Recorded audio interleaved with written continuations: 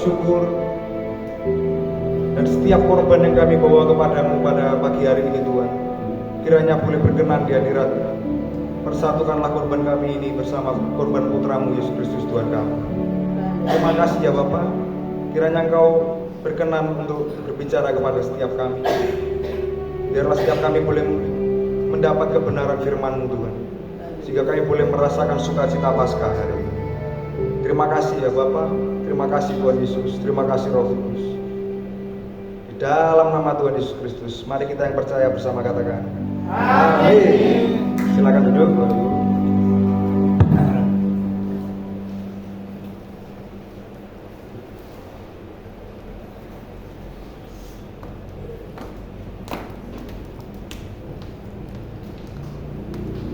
Shalom. Haleluya, puji Tuhan.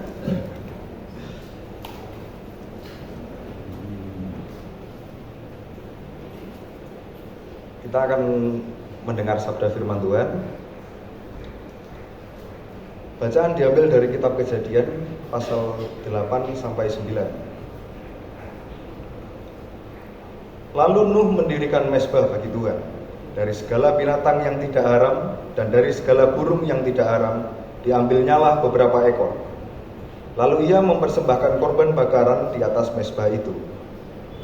Ketika Tuhan mencium persembahan yang harum itu, berfirmanlah Tuhan dalam hatinya, aku tak akan mengutuk bumi ini lagi karena manusia, sekalipun yang ditimbulkan hatinya adalah jahat dari sejak kecilnya. Dan aku tak akan membinasakan lagi segala yang hidup seperti yang telah kulakukan. Selama bumi masih ada, tak akan berhenti-henti musim menabur dan menuai, dingin dan panas, kemarau dan hujan, siang dan malam. Dan Allah berfirman, inilah tanda perjanjian yang kuadakan antara aku dan kamu serta segala makhluk yang hidup yang bersama-sama dengan kamu turun-temurun untuk selama-lamanya. Busurku kutaruh di awan, supaya itu menjadi tanda perjanjian antara aku dan bumi. Apabila kemudian kudatangkan awan di atas bumi dan busur itu nampak di awan, maka aku akan mengingat perjanjianku yang telah ada antara aku dan kamu, serta segala makhluk yang hidup, segala yang bernyawa, sehingga segenap air tidak lagi menjadi air bah untuk memusnahkan segala yang hidup. Jika busur itu ada di awan, maka aku akan melihatnya, sehingga aku mengingat perjanjianku yang kekal antara Allah dan segala makhluk yang hidup, segala makhluk yang ada di bumi. Anak-anak Nuh yang keluar dari Bahtera ialah Sem, Ham, dan Yafet. Ham adalah bapa Kanaan. Yang tiga inilah anak-anak Nuh, dan dari mereka inilah tersebar penduduk seluruh bumi. Nuh menjadi petani, dialah yang mula-mula membuat kebun anggur. Setelah ia minum anggur, mabuklah ia dan ia telanjang dalam kemahnya. Maka Ham, bapa Kanaan itu, melihat aurat ayahnya, lalu diceritakannya kepada kedua saudaranya di luar. Sesudah itu Sem dan Yafet mengambil sehelai kain dan membentangkannya pada bahu mereka berdua, lalu mereka berjalan mundur. Mereka menutupi aurat ayahnya sambil berpaling muka, sehingga mereka tidak melihat aurat ayahnya. Setelah Nuh sadar dari mabuknya dan mendengar apa yang dilakukan anak bungsunya kepadanya, berkatalah ia, terkutuklah Kanaan, hendaklah ia menjadi hamba yang paling hina bagi saudara-saudaranya. Demikianlah sabda Tuhan. Baik saudara sekalian, tadi bacaan pertama saya harap saudara mendengarkan dengan perhatian ya, sehingga tidak ketinggalan ceritanya. Ini sebenarnya cerita yang kalau dibilang sekolah minggu, cerita sekolah minggu biasanya kalau kisah Nuh. Nah, dalam kisah Nuh ini kita melihat bahwa ada suatu perjanjian yang dilakukan Allah bukan hanya dengan manusia, tetapi dengan segala makhluk di bumi. Nah, pada hari ini kita merayakan Paskah. Kita tahu bahwa kita Paskah ini merayakan kebangkitan Tuhan kita Yesus Kristus. Yang mana itu berarti bahwa ada perjanjian yang lebih baru lagi. Kalau ini perjanjian Allah dengan semua makhluk di bumi, ini terjadi di zaman Nuh, dan ini berlaku selama-lamanya. Sampai sekarang pun masih berlaku perjanjian ini. Nah, sementara dalam Paskah ini kita merayakan perjanjian yang lebih baru, Dan karena kemarin saya diceritani Bapak Ibu, rupanya di gereja kita ini nggak ada Jumat Agung ya. Kok keren ya gereja kita ya. Tapi puji Tuhan, Bu Gembala sudah merencanakan mulai tahun depan nanti sama-sama kita merayakan mulai malam Jumat Agung sampai Jumat Agungnya. Nanti minggunya kita kumpul lagi di tempat ini Paskah gitu ya. Nah, karena kemarin kita di gereja ini tidak Jumat Agung, saya rasa Paskah kok kurang pas kalau tidak Jumat Agungan gitu ya. Masuk Paskah ya kalau gitu. Nah, anggap saja ini Jumat ya. Anggap saja ini Jumat, kita kembali dulu sebentar. Anggap saja ini Jumat Agung. Kita akan sekali lagi mendengar bacaan untuk kita merasakan Paskah yang lebih mendalam. Saya akan bacakan untuk Bapak Ibu Saudara sekalian, sehingga Bapak Ibu Saudara sekalian tidak perlu bingung lihat ayatnya, tidak perlu nyari-nyari. Nanti kalau mau baca lagi di rumah bisa.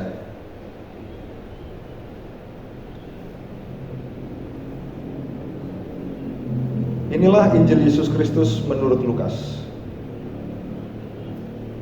Kisah sengsara Yesus Kristus.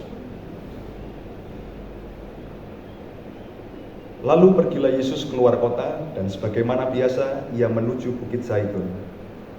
Murid-muridnya juga mengikuti dia.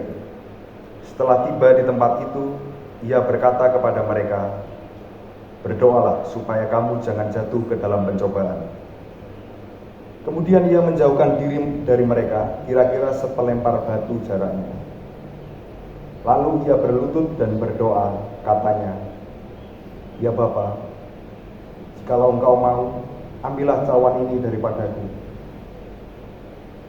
Tetapi bukanlah kehendakku, melainkan kehendak-Mu lah yang terjadi." Maka seorang malaikat dari langit menampakkan diri kepadanya. Ia sangat ketakutan dan makin bersungguh-sungguh berdoa. Peluhnya menjadi seperti titik-titik darah yang bertetesan ke tanah. Lalu ia bangkit dari doanya dan kembali kepada murid-muridnya. Tetapi ia mendapati mereka sedang tidur karena duka cita. Katanya kepada mereka, "Mengapa kamu tidur? Bangunlah dan berdoalah, supaya kamu jangan jatuh dalam pencobaan." Waktu Yesus masih berbicara, datanglah serombongan orang. Sedang muridnya yang bernama Yudas, seorang dari ke-12 murid itu, berjalan di depan mereka. Yudas mendekati Yesus untuk menciumnya.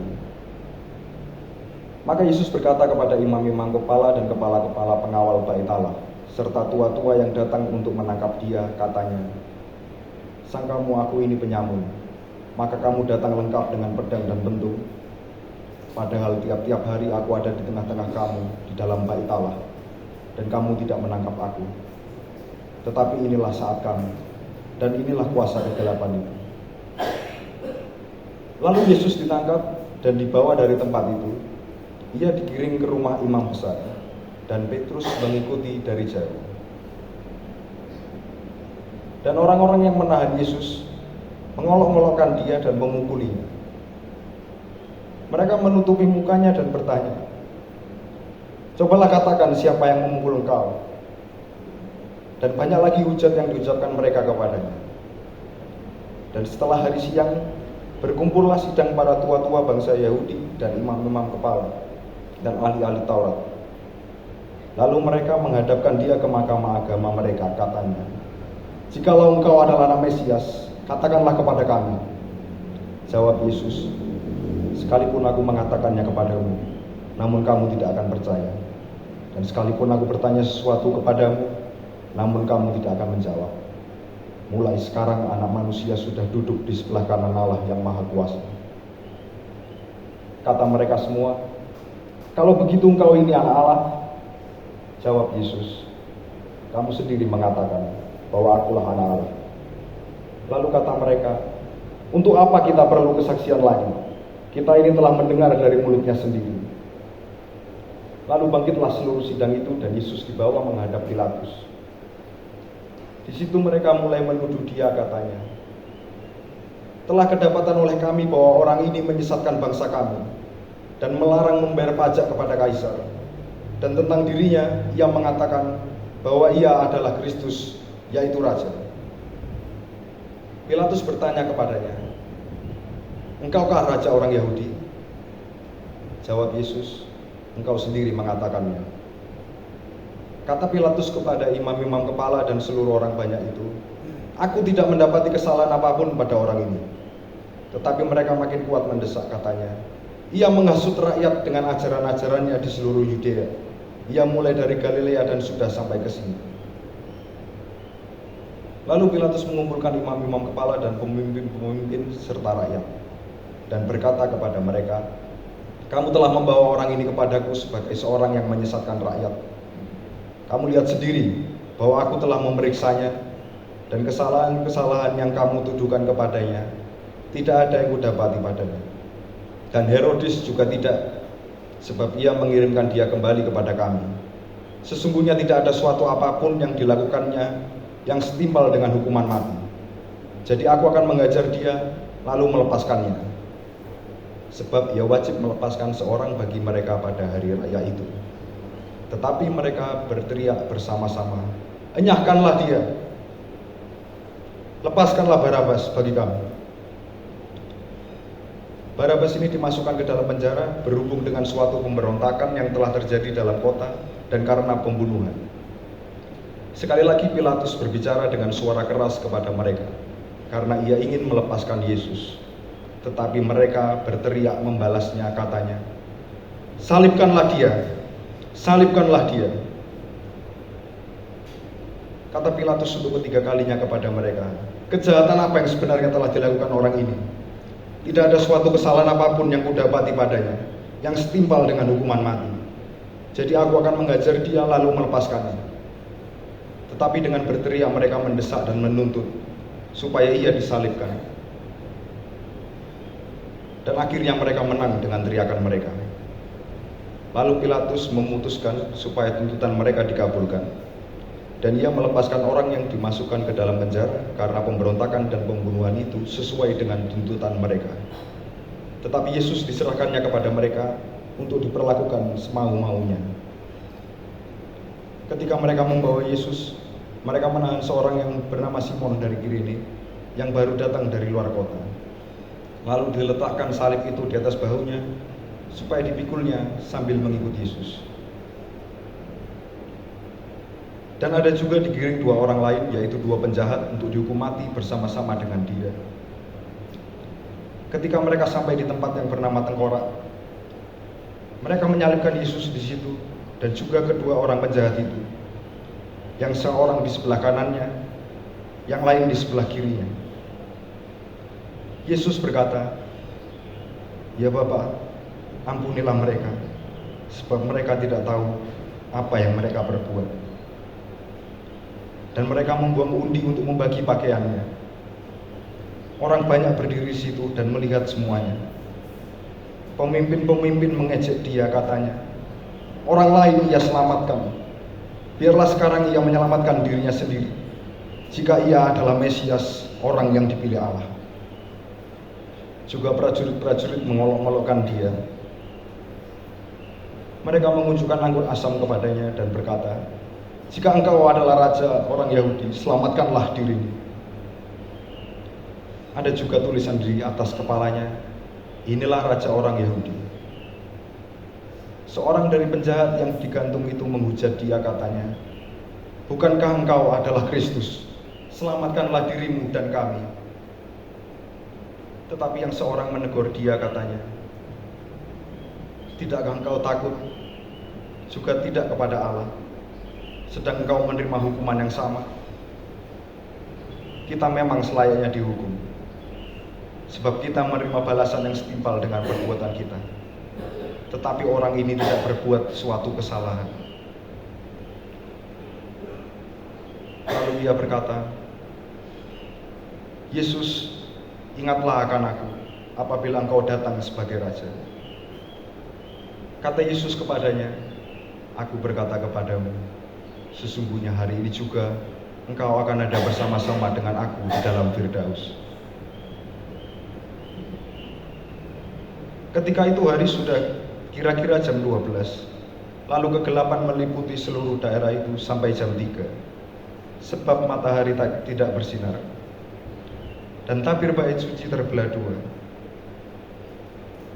Lalu Yesus berseru dengan suara nyaring, "Ya Bapa, ke dalam tangan-Mu kuserahkan nyawaku." Dan sesudah berkata demikian, Ia menyerahkan nyawanya.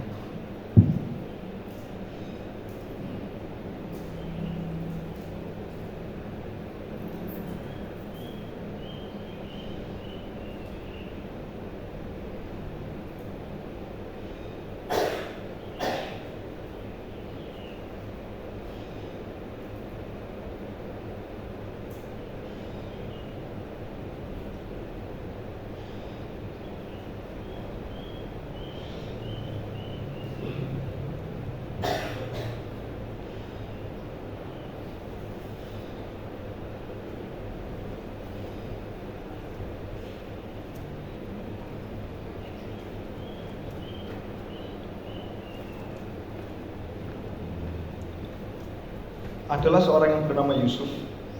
Ia anggota majelis besar dan seorang yang baik lagi benar. Ia tidak setuju dengan putusan dan tindakan majelis itu. Ia berasal dari Arimatea, sebuah kota Yahudi, dan ia menanti-nantikan kerajaan Allah. Ia pergi menghadap Pilatus dan meminta mayat Yesus. Dan sesudah ia menurunkan mayat itu, ia mengapaninya dengan kain lenan, lalu membaringkannya di dalam kubur yang digali di dalam bukit batu, di mana belum pernah dibaringkan mayat. Hari itu adalah hari persiapan dan Sabat hampir mulai. Dan perempuan-perempuan yang datang bersama-sama dengan Yesus dari Galilea ikut serta, dan mereka melihat kubur itu dan bagaimana mayatnya dibaringkan.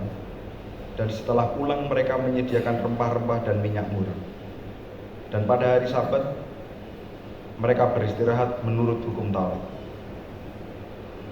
Tetapi pagi-pagi benar pada hari pertama minggu itu, mereka pergi ke kubur membawa rempah-rempah yang telah disediakan mereka. Mereka mendapati batu sudah terguling dari kubur itu. Dan setelah masuk mereka tidak menemukan mayat Tuhan Yesus. Sementara mereka berdiri termangu-mangu karena hal itu, tiba-tiba ada dua orang berdiri dekat mereka memakai pakaian yang berkilau-kilauan. Mereka sangat ketakutan dan menundukkan kepala. Tetapi kedua orang itu berkata kepada mereka, "Mengapa kamu mencari Dia yang hidup di antara orang mati?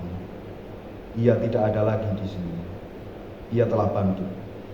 Ingatlah apa yang dikatakannya kepada kamu ketika Ia masih di Galilea, yaitu bahwa Anak Manusia harus diserahkan ke tangan orang-orang berdosa dan disalibkan, dan akan bangkit pada hari ketiga."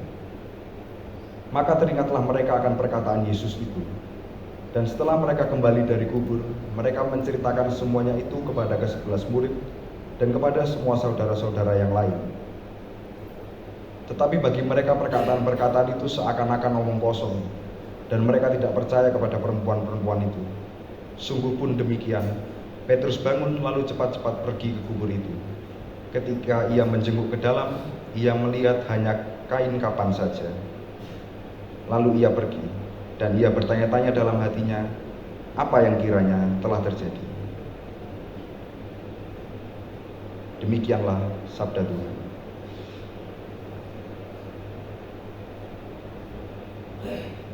Haleluya, puji Tuhan. Sudah terasa seperti Paskah? Biasanya kalau Paskah itu memang Jumat Agung lebih terasa itu kalau kita membaca kisah sengsara Tuhan. Tapi ya saya sendiri tidak kuat kalau baca kisah sengsara Tuhan ya. Jadi kita langsung meloncat ke hari Minggu, kebangkitan. Haleluya. Hari ini hari Paskah. Tuhan kita bangkit, amin. Amin. Haleluya.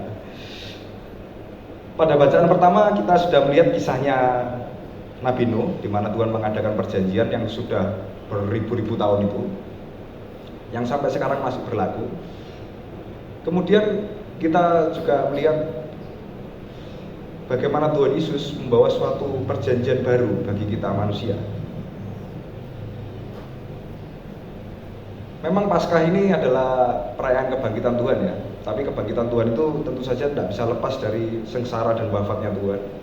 Karena kalau Tuhan tidak sengsara dan wafat, tidak mungkin Tuhan bangkit. Jadi semua kisah yang dirayakan pada hari ini, kebangkitan Tuhan, itu tidak bisa lepas dengan seluruh perjalanan kehidupan Tuhan Yesus. Bahkan juga tidak bisa lepas dari seluruh kehidupan zaman sebelum Tuhan Yesus. Karena semuanya itu adalah suatu rangkaian kisah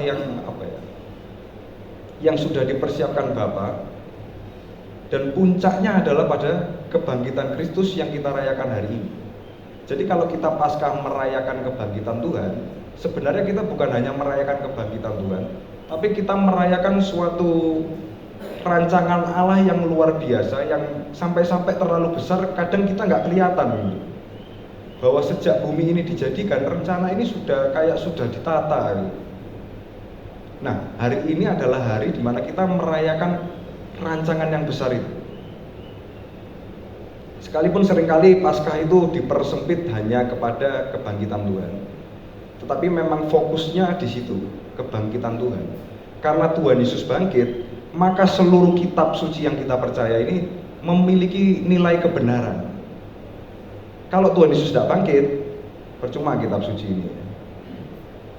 Kita tahu kalau di kepercayaan agama-agama lain ada banyak sekali lah, mungkin pemukanya atau yang memulai agama itu atau nabinya, tidak ada satupun yang bangkit, semuanya mati.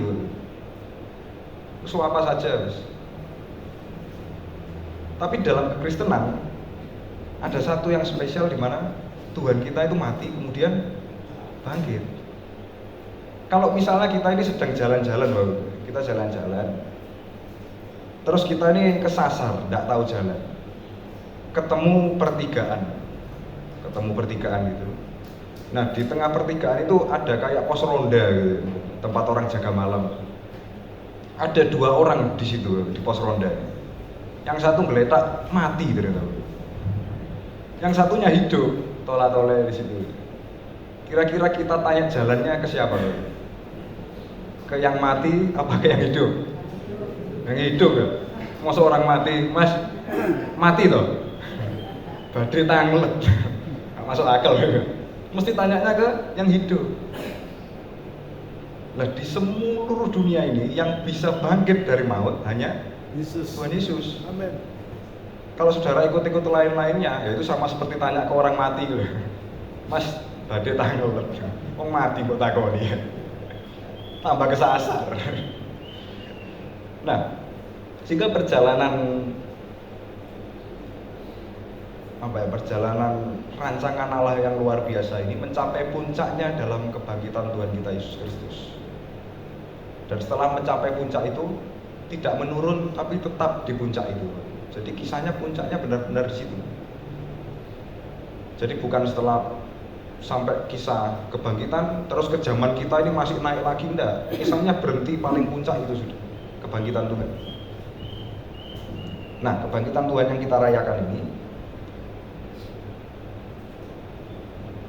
secara keseluruhan itu kita merayakan perjanjian-perjanjian yang dibuat Allah. Maka dari itu tadi saya bacakan kisah dari Kejadian, di mana ada satu perjanjian yang dilakukan Allah dengan segala makhluk di bumi. Itu adalah perjanjian bisa dibilang awal-awal Allah mulai membuat perjanjian dengan manusia. Nah, kalau waktu itu Allah sudah membuat perjanjian dengan segala makhluk di zaman Nuh, lalu kenapa Allah bikin perjanjian lagi di zaman Tuhan Yesus ini? Untuk apa? Orang perjanjiannya kan sudah ada. Ketika Allah membuat satu perjanjian baru, itu tidak menghapuskan perjanjian yang sudah ada. Jadi perjanjian yang sudah ada, ya tetap ada. Tapi Tuhan membuat satu perjanjian baru. Perjanjian baru ini ngapain loh Mas? Wong sudah ada kok bikin baru. Nah, kalau kita memahami maksud Allah, mungkin agak sulit ya memahami maksud Allah. Tapi kalau kita melihat naskah kitab suci kita bisa tahu bahwa setiap perjanjian yang dilakukan oleh Allah itu memiliki kayak tahapan. Jadi mungkin perjanjian di zaman Nuh ini kayak tahap pertama gitu ya. Kemudian tahap pertama selesai, lanjut ke tahap kedua dengan Abraham. Perjanjian dengan Abraham lanjut dengan perjanjian bangsa Israel, kemudian perjanjian dengan Raja Daud. Kemudian di zaman Raja Daud itu sudah ada kabar tentang perjanjian yang baru lagi. Nanti aku akan mengadakan perjanjian baru. Dijanjikan Mesias. Kemudian Tuhan Yesus lahir sebagai manusia, perjanjian baru itu dinyatakan. Ngapain bikin-bikin perjanjian gitu ya? Perjanjian-perjanjian ini memiliki fungsi-fungsi di mana ini adalah usaha penyatuan Allah. Allah berusaha menyatukan manusia dengan dirinya kembali. Karena dosa itu kan memisahkan Allah dengan manusia. Sehingga perjanjian-perjanjian ini merupakan usaha Allah untuk kembali bersatu dengan manusia. Diadakanlah perjanjian-perjanjian ini. Kalau perjanjian dengan Nuh itu sifatnya sepihak. Artinya Allah berjanji, aku tidak akan memusnahkan kamu. Tidak ada kamu harus gini, kamu harus gitu, tidak ada syarat-syaratnya. Itu benar-benar hanya janjinya Allah. Nah, sementara perjanjian baru itu perjanjian dua pihak. Allah berjanji, kita sebagai gerejanya juga berjanji. Jadi memiliki kesamaan. Seperti tadi saya katakan, perjanjian yang baru itu tidak menghapuskan perjanjian sebelumnya. Karena perjanjian sebelumnya itu boleh jadi masih berlaku atau sudah tergenapi. Itu saja. Nah, perjanjiannya Allah dengan bangsa Israel kan, aku akan mengadakan perjanjian dengan kamu, nanti kamu tak bebaskan, tak beri Mesias, kamu tak bebaskan. Asal kamu tidak menyimpang ke kanan ke kiri, asal kamu berpegang pada hukum-hukumku dan lain-lain. Nah, perjanjian itu apakah batal? Tidak. Perjanjian itu sudah dipenuhi dengan kelahiran Tuhan kita Yesus Kristus. Sehingga perjanjian baru ini tidak menghapuskan perjanjian lama, tetapi menggenapi atau menyatakan bahwa perjanjian lama sudah penuh, sudah selesai, sudah terpenuhi semuanya. Tapi kalau kita melihat perjanjian Allah di zaman Nuh dan perjanjian baru, kita mendapati ada banyak sekali banyak sekali hal yang seperti persamaan gitu. Di zamannya Nuh dulu, itu Tuhan membaptis seluruh bumi. Jadi seluruh bumi ini dibaptis dengan air, dibersihkan semua yang jahat itu. Sampai tinggal Nuh dan hewan-hewan yang ada di dalam perahunya Nuh. Seperti di perjanjian baru juga seperti itu. Kita dibaptis ya kan, dengan air, semua yang jahat-jahat itu dibersihkan. Seperti Allah membersihkan bumi dengan air bah. Nah, tanda perjanjian Allah dengan Nuh itu ditandai dengan apa? Busur Allah. Kalau tadi saudara perhatikan bacaannya, Allah menaruh busur di langit. Supaya apa? Supaya Allah kalau lihat busur itu, sekali-kali dia tidak akan memusnahkan manusia dan seluruh bumi ini. Jadi sekalipun seluruh bumi ini ngereweget no itu, wengkel no terus Allah itu pogel gewetem-getem gitu ya. Tapi terus lihat ada busur Allah di atas awan-awan itu, Allah tidak jadi ngamuk. Oh iya, ada perjanjian kuding. Nah, jadi perjanjian itu ada tandanya. Nah, sementara kita sebagai orang-orang tebusan, tandanya apa? Kita sebagai orang-orang tebusan dalam perjanjian baru ini memiliki tanda kemenangan Kristus. Tanda kemenangan Kristus itu ada banyak. Salah satunya salib. Apalagi darah Kristus. Apalagi tubuh Kristus. Materai nama Yesus. Jadi semua tanda kemenangan ini adalah tanda kemenangan kita. Jadi sekalipun kita ini greget no, sekalipun kita ini morsal, urip gak karu-karuan, bujuan ya. Terus pokoknya aneh lah. Tapi sak mangkel-mangkelnya Allah sama kita, kalau Bapa lihat anaknya Yesus Kristus, jadi mangkel enggak? Enggak jadi. Kenapa? Karena Yesus Kristus ini tanda perjanjian yang baru. Tuhan jadi ingat, oh iya sih, sudah tak ampuni ding. Enggak jadi ngamuk, lolos kita. Enak ya? Enak perjanjian baru. Tapi tidak seenak itu. Jangan mikir terus enak-enak terus maksiat los. Nah, ini ada persamaan di antara perjanjian zaman Nuh dan perjanjian yang baru. Perjanjian dengan Nuh itu bicara tentang kelangsungan hidup makhluk di bumi ini. Jadi selama bumi ini masih ada, tidak akan dimusnahkan lagi dengan air bah. Jadi kita tidak perlu takut mati karena air bah. Allah sudah janji tidak akan kok. Nah terus mas, kalau sudah mati, besok bagaimana? Nah ini perjanjian baru tidak hanya mencakup kehidupan di bumi ini, tetapi bahkan kehidupan setelah di bumi ini. Jadi kita bisa lihat ya, kenapa kok ada perjanjian baru. Ini supaya melengkapi perjanjian lama ini, karena perjanjian yang lama itu tidak komplit, hanya mencakup kehidupan di bumi ini. Perjanjian baru itu sampai nanti kita mati itu masih dalam perjanjian itu. Jadi perjanjian baru bukan untuk menggantikan, tapi untuk melengkapi.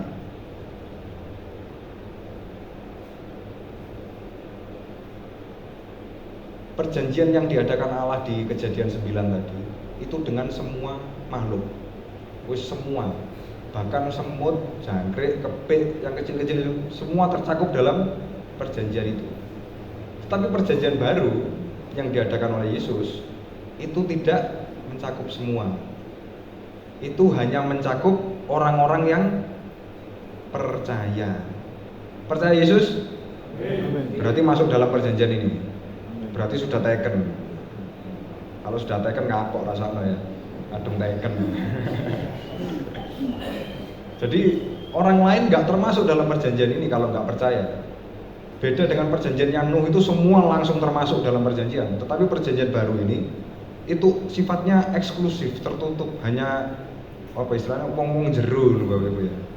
Yang tahu-tahu aja, yang percaya-percaya saja. Jadi ada sistem yang sama ya, seperti yang kita lihat antara perjanjian lama dan perjanjian baru. Tetapi perjanjian baru memiliki kualitas dan bobot yang lebih mantap. Perjanjian baru ini bukan hanya tentang Allah dan seluruh bumi, tapi antara Yesus Kristus Tuhan kita dengan gerejanya. Ikut katekisi tidak tahu kemarin itu? Kemarin ini dibahas loh waktu katekisi bahwa perjanjian baru ini adalah perjanjian Kristus dengan gerejanya. Kita ini kayak orang pacaran sama Tuhan ini. Pacaran tok rabi ini kapan mas? Ya sabar sih. Nanti Maranatha dirabi so enggak usah bingung ya. Nah, perjanjian baru itu memiliki kualitas yang lebih besar daripada perjanjian yang lama. Nah, keputusan Allah dalam sebuah perjanjian itu sifatnya mutlak, tidak bisa ditawar karena itu sudah perjanjian. Tidak bisa kita nawar-nawar. Tuhan, saya gerejamu, tapi saya seneng judi ya Tuhan. Tidak apa-apa ya Tuhan, tidak bisa. Tuhan, saya gerejamu, tapi saya suka bujukan nih. Tidak apa-apa ya Tuhan. Oh ya tidak bisa. Sudah mutlak gitu loh perjanjiannya itu. Kalau gereja Allah itu harus kudus. Harus kudus. Dia caranya menguduskan gereja ya. Sulit lumayan. Mau selesai gereja kadang ya masih rasa-rasan, kadang ya miso. Bagaimana caranya supaya gereja ini kudus? Nah itu usaha kita sebagai mempelai wanita ini. Bagaimana mempersiapkan diri macak sing ayu, besok pas mempelai pria datang itu kita iso centil-centil ini. Yesus. Tapi kalau kita elek, banyak dosa, ndak macak, gelembosi, besok mempelai pria datang lah kok mempelai ini kok busuk. Nah ini perlu persiapan karena perjanjian itu sifatnya mutlak. Kalau kita perhatikan tadi di bacaan pertama, itu kan ada ceritanya anak-anak Nuh ya, tadi saya bacakan. Anaknya Nuh yang namanya Ham, dia ini bapaknya Kanaan, jadi dia punya anak namanya Kanaan. Anaknya yang namanya Kanaan ini menjadi suatu bangsa yang besar disebut bangsa Kanaan. Bahkan punya tanah luas disebut tanah Kanaan. Sampai tanah Kanaan ini dijanjikan Allah kepada Abraham. Jadi ini Ham ini ya cukup famous, terkenal sebetulnya. Dia ini bapaknya Kanaan. Nah, suatu kali dalam perjanjian yang dilakukan Allah ini, Allah sudah memutuskan sejahat-jahatnya manusia, aku tidak akan menghancurkan bumi. Artinya Allah sudah tidak mau melihat kejahatan manusia. Tidak direken lah caranya begitu. Wes karep-karepmu lah. Jadi bukan diampuni, bukan, tapi nggak dipedulikan, nggak dilihat. Itu sudah keputusannya Allah dalam perjanjian ini. Nah sekali waktu Nuh ini kan nabi. Nabi itu atasnya pendeta jauh. Bayang, ono nabi mendem sampai mudo. Kita kalau tahu pendeta, dengar kabar, sudah tahu gembala sana. Kenapa? Mendem. Loh, mendem. Kok iso mendem? Sampai mudo. Loh terus. Ini pendeta loh. Ini bukan pendeta loh. Ini nabi. Bayang loh. Apa tidak jadi gosip. Wah. Ini pembicaraan panas kalau zaman sekarang ini wis anget nih beritanya. Berbulan-bulan dibicarakan kasus ini. Nah, sekali waktu Nuh ini mabuk, terus karena mabuk mungkin tidak tahu sumuk lepas baju, tidak tahu ya, wah sumuk rek, terus ketiduran. Ya. Terus anaknya yang namanya Ham ini masuk, dilihat bapak lu nabi mendem. Nabi apa lu tidak berpakaian. Lah kok ketok kabeh ini. Terus Ham apa yang dilakukan? Keluar dia. Ketemu Sem sama Yafet, saudara-saudaranya, cerita. Nabimu mendem. Hah? Sampai muda. Apa yang dilakukan Yafet dan Sem? Satu megang kain ditaruh bahunya sini, yang satu sebelah sana, kainnya taruh sini, terus jalan mundur Bapak Ibu. Nabi mendem ini selimuti Nabi Nuh ini. Jadi mereka tidak lihat apa yang menjadi aib bagi Nuh ini, nggak dilihat. Terus Nuh bangun Bapak Ibu, sudah sadar, diceritani, Pak tadi Ham gini-gini, ngamuk Nuh ya. Nuh ngamuk tadi sudah dibacakan, Kanaan dikutuk. Kutuknya ya berat. Kanaan akan menjadi hamba yang hina, bayangkan, hamba yang hina, bukan sekedar hamba, tapi hamba yang hina. Loh, yang dikutuk kok Kanaan, kok bukan Ham? Kan yang melakukan itu Ham. Nah, ini menurut tafsir Yahudi, ini tafsir Yahudi kan? Karena mereka yang punya kitab, jadi kita hargai tafsirnya lah. Tafsir Yahudi itu mengatakan bahwa sebetulnya yang berbuat itu adalah Kanaan. Tetapi karena Kanaan ini belum menikah, jadi yang dituliskan di situ bapaknya Ham. Jadi ini tafsir Yahudi begitu. Jadi yang sebetulnya lihat Nuh mabuk kemudian cerita-cerita itu bukan Ham tapi Kanaan. Karena itu ketika Nuh bangun yang dikutuk Kanaan. Coba dibuka Kejadian 9 tadi, Kejadian 9 ayat 25. Nah, Kanaan ini dikutuk menjadi hamba yang hina karena perbuatannya yang seperti itu.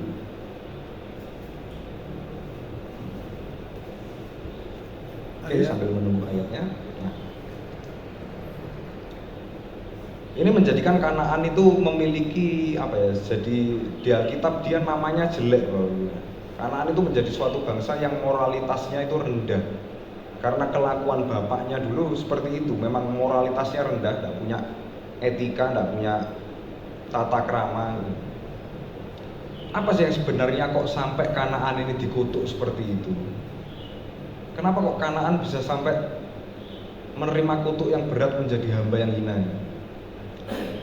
Sudah, nah berkatalah ia, ini katanya Nuh ya, terkutuklah Kanaan, hendaklah ia menjadi hamba yang paling hina bagi saudara-saudaranya. Ayat 26. Lagi katanya, terpujilah Tuhan Allah Sem, tetapi hendaklah Kanaan menjadi hamba baginya. Kalau kita lihat di ayat 26 ini, Nuh mengatakan terpujilah Tuhan Allah Sem. Loh, lah Ham kok tidak disebut? Apa ndak Tuhan Allah itu juga Tuhan Allahnya Ham? Nah, dalam kutuk ini menjelaskan bahwa dalam kutuk ini terjadi keterpisahan antara Kanaan dengan Allah. Sehingga Nuh mengatakan Tuhan Allah bukan Tuhan Allahnya Kanaan. Terjadi keterpisahan. Ini kutuk yang diterima Kanaan, wabot Bapak Ibu. Karena itu Kanaan itu menjadi bangsa yang tidak punya moral, tidak punya etika. Mereka punya berhala itu ratusan bahkan ribuan. Kenapa kok mereka punya berhala yang begitu banyak? Karena mereka terputus dengan Allah. Tidak bisa lagi nyembah Tuhan Allahnya Sem, Tuhan Allahnya Adam. Mereka terpisah. Nah, ini kutuk-kutuk seperti ini yang menyebabkan keterpisahan, dan kutuk itu terjadi karena adanya pelanggaran. Pelanggarannya HAM ini apa toh, kok cek antep kok kutukannya kok mau mantep nemen.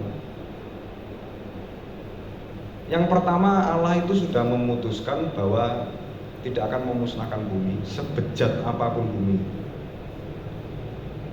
Tetapi yang dilakukan HAM adalah malah malah fokus pada kejahatan-kejahatan yang dilakukan oleh Nuh. Malah menceritakan kisah-kisah aib dosa-dosanya Nuh kepada saudara-saudaranya. Padahal Allah sudah bilang, sudah sejahat apapun tidak aku hukum, tidak aku musnahkan. Tetapi HAM justru mengekspos, malah menyebarluaskan suatu kejahatan. Nah, ini sifatnya hamba hina ini memang seperti itu. Kalau kita nonton sinetron biasanya sinetron dulu, kalau zaman dulu sih sinetron apa ya, saya pernah nonton. Kalau dulu sinetron itu biasanya lakonnya sinetron ini duduk di ruang tamu gitu kan, sama pacarnya, terus minum teh atau apa. Nah, terus di dapur ini ada hamba-hambanya. Hamba-hambanya di dapur ngapain? Rasan-rasan loh. Sudah tahu belum kemarin nyonya keluar sama ini dijemput, gosip-gosip nih gitu.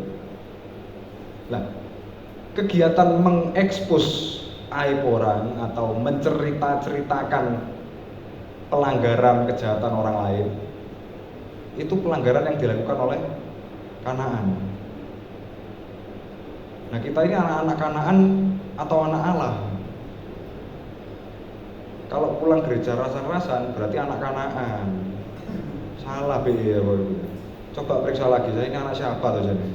Soalnya kalau anak Tuhan pasti menutupi, tidak mungkin malah cerita-cerita. Lihat perbuatannya Sem sama Yafet, mundur, mereka jalan mundur, gak mau lihat pelanggarannya Nuh, masih diceritani. Ki nabi mendem, menarik loh judulnya Bapak.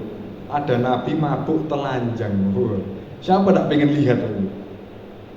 Tapi Sem dan Yafet tidak mau lihat. Kenapa? Karena mereka tahu ada perjanjian Allah dan Allah tidak melihat pelanggaran lagi. Maka mereka yang termasuk dalam perjanjian itu, saya juga tidak mau lihat pelanggaran itu. Ditutupi. Perjanjian baru itu memiliki konsep yang sama seperti itu.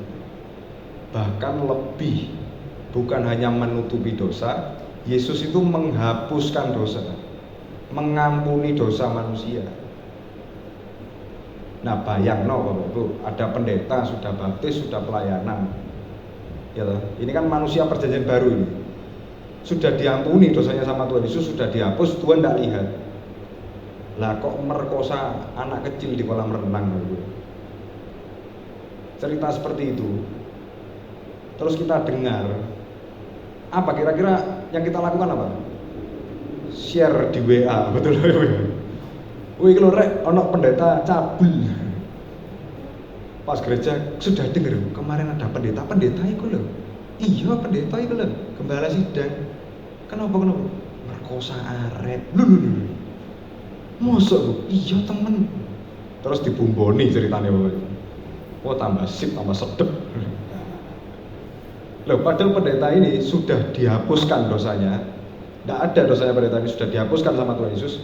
Terus kita yang nggak tahu apa-apa bilang ini orang berdosa, kok gak ngelamak. Kalau kita masih melakukan hal seperti itu, ya kita ini hamba yang hina ya. Kita akan terjadi keterpisahan dengan Tuhan. Ada yang belakangan ini saya berdoa kok nggak dijawab-jawab ya Mas, kok nggak terkabul-kabul ya. Padahal saya berdoa itu tiap pagi, terus sama malam mau tidur saya doakan lagi. Tapi kok tidak terjawab-jawab, ya lah ini tanda-tanda adanya keterpisahan. Perlu rekonsiliasi, perlu menyatu dengan Tuhan. Dicari dulu, saya ini dosa apa ya? Minta maaf cepat-cepat. Tuhan saya ngaku, Tuhan saya berdosa. Kemarin rasan-rasan tok isinya saya, mohon maaf Tuhan ya. Wis dengarkan doa saya Tuhan, nah, selesai urusannya. Karena itu kita harus berhati-hati dalam perjanjian ini. Dalam kisah sengsara yang kita baca tadi, Tuhan Yesus dari atas kayu salib berseru, ampunilah mereka. Tuhan Yesus tidak terus berdoa, Bapak delok lah, umat-umatmu Israel ini, aku anak tunggalmu mbok beri malah aku disalib koyo ngene. Ada Tuhan Yesus laporan gitu? Tak laporan Tuhan Yesus, malah Tuhan bilang, ampunilah mereka ya Bapak. Malah ditutupi reject sampai Bapa di surga itu tidak lihat lagi dosanya, yang dilihat Tuhan Yesus. Kita yang bejat-bejat ini Bapak Ibu, harusnya tidak bisa duduk di tempat ini untuk menghadap hadirat Tuhan. Tapi karena Tuhan Yesus menutupi dosa-dosa kita, wah, langsung suci. Amin. Saya ini kelihatan bener gini karena ditutupi Bapak Ibu. Sama Tuhan Yesus ditutupi dosa saya. Coba kalau Bapak Ibu lihat dosa-dosa saya, mudun mas, ojo khotbah, kelakuanmu koyo ngono. Tapi kan Bapak Ibu tidak tahu bahwa dosa-dosa saya, tak tahu. Sama Tuhan Yesus ditutupi, rahasia. Loh, emangnya Mas Abram dosa apa ya? Rahasia. Ditutupi sama Tuhan ya. Demikian kita semua di sini, coba kita dosanya nggak ditutupi. Buyar saudara gereja ini, isinya mau ngerusak tak, isinya mau gak genah-genah tak gitu. Kalau kita kelihatan genah, kok bisa rukun, bisa ketawa, sukacita, karena dosanya ditutupi. Dan itu dibuktikan dengan kebangkitan Tuhan Yesus Kristus. Itu yang menjadi tema Natal yang sudah ditentukan oleh Sinode Pusat. Bahwa kita merayakan Natal, Paskah Dik. Bahwa kita merayakan Paskah tahun ini itu dengan tema ya betul. Jadi sudah ditentukan tema bahwa kita merayakan kebangkitan Tuhan dengan ayat sebagai berikut. Jadi kita bisa baca sama-sama ya. Lukas pasal 24 ayat yang ke-6. Lukas pasal 24 ayat yang ke-6. Kita baca ayat ini sebagai bentuk ketaatan kita pada sinode kita ya. Karena ini sudah ditentukan temanya ini mas, mosok kan diwaca blas rek, meskipun tadi sudah saya bacakan. Nah, Lukas 24 ayat 6. Ia tidak ada di sini, ia telah bangkit. Ingatlah apa yang dikatakannya kepada kamu ketika ia masih di Galilea, ayat berakhir koma dijadikan tema Bapak Ibu ya. Ini kita jadi bingung lagi, terus ayat ini maksudnya apa? Nah ya, tapi ya ini keputusan sinode kita hormati ya Bapak Ibu. Jadi kita baca ayatnya. Meskipun intinya kebangkitannya Tuhan Yesus ini menjadi tanda perjanjian yang baru itu benar-benar sudah dibentuk. Jadi mulai sekarang kita tidak boleh punya kebiasaan hamba yang hina. Tidak boleh mengumbar aib orang, tidak boleh cerita-cerita kesalahannya orang. Loh mas, terus kalau saya tahu ada orang nyolong barang di gereja, saya lihat nyolong, ngambil, masa saya tidak boleh laporan Bu Gembala mas? Nah, yang perlu diperhatikan adalah kalau kita laporan Bu Gembala dengan tujuan supaya Bugem ya Bugem ya, oh Bu Esti aja lah ya, Bu Esti tadi ada yang ngambil apa? Ngambil barangnya gereja itu loh, dimasukin tas dibawa pulang. Kita cerita itu punya tujuan bahwa supaya Esti negur orang itu dan orang itu berhenti berbuat dosa, berhenti nyolong. Kalau kita punya tujuan seperti itu, betul, itu bisa dilakukan. Tapi kalau kita cerita ke Bu Esti dengan tujuan supaya Bu Esti delok taung itu nyolongan, ini gilani ya. Tujuannya kita untuk mengumbar kesalahan orang ini, membuat orang ini terlihat jelek, membuat orang ini pendosa yang paling hina di gereja, tukang nyolongan. Nah itu yang salah, nggak boleh. Jadi bisa dibedakan. Kalau kita cerita tentang kesalahan orang lain dengan tujuan supaya orang itu bertobat, nggak apa-apa, nggak masalah. Tapi kalau untuk kepuasan kita ngerasani, kepuasan kita mengumbar kejahatan orang, maka kita ini ya hamba kanaan.